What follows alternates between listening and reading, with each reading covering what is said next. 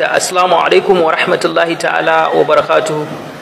Ya ku yan uwa musulmi na duniya baki daya, kun ga wannan alqur'ani mai girma, alqur'ani mai tsarki ne sosai, ku kalle shi. Mun shaida cewa gurare uku a duniya ake buga alqur'ani. Wannan alqur'anin kuma na kasar Saudiya ne. Wannan alqur'anin na kasar Saudiya ne. Ga tambarinsa, ga shaidarsa, ga kuma ku duba sosai ku gani. Daman muna da labari a can baya, Yahudawa sun yi magana cewa akwai ayoyi da suke cikin alkur'ani wanda suke magana akan kafirai da kuma jihadi, suna son a cire shi, suna son a cire wannan ayoyi da suke magana akan kafirci da jihadi. To jama'a yan uwa musulmi, inna lillahi wa inna ilaihi raji'un, inna lillahi wa inna ilaihi raji'un. Yau dai ga abu ya tabbata, ga ayoyi nan an shafe su a cikin alkur'ani mai girma. Bari ku gani yanzu ga ayoyin da aka shafe su.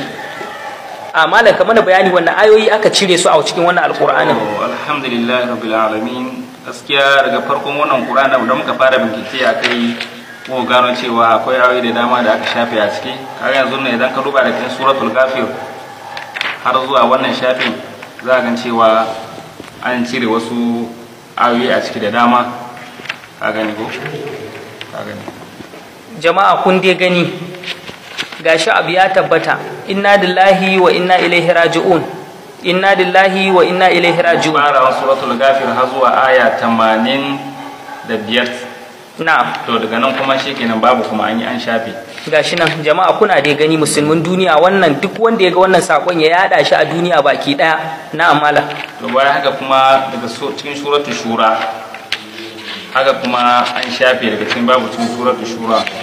Inna lillahi wa inna ilaihi raji'un. Kun gani ko? Suratul shura. Na'am. Shi ma ka an shafe. Gashi nan dai kuna gani jama'a musulmin duniya. Duk wanda ya ga wannan sakon ya yada shi har ya kai ga waɗanda suke da hannu da shuni. Na'am.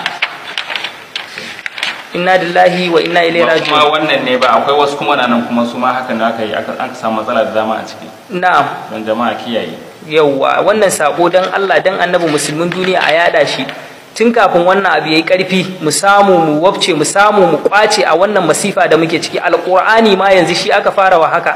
Dan Allah dan Annabi musulmin duniya waɗanda suke da hannu a ciki, dan Allah dan Annabi su taimaka su ga sun yi yaki akan wannan al'amari. Shin malami zaka iya ce akan wannan al'amari? To wannan al'amari dai shi dai muna kira ga malaman duniya gabaki daya a tashi su, kada a sa son zuciya da son ra'ayi a zuciya, ya zamana abubuwa na lalacewa a zauna a yi shiwa na kallo. Jama'a a tashi sai a san ka za a yi a ceci littafin Allah. Dama Allah ya alƙawarta cewa zai kare littafinsa. To jama'a ai kokari, Allah zai buga mana baya insha Allah.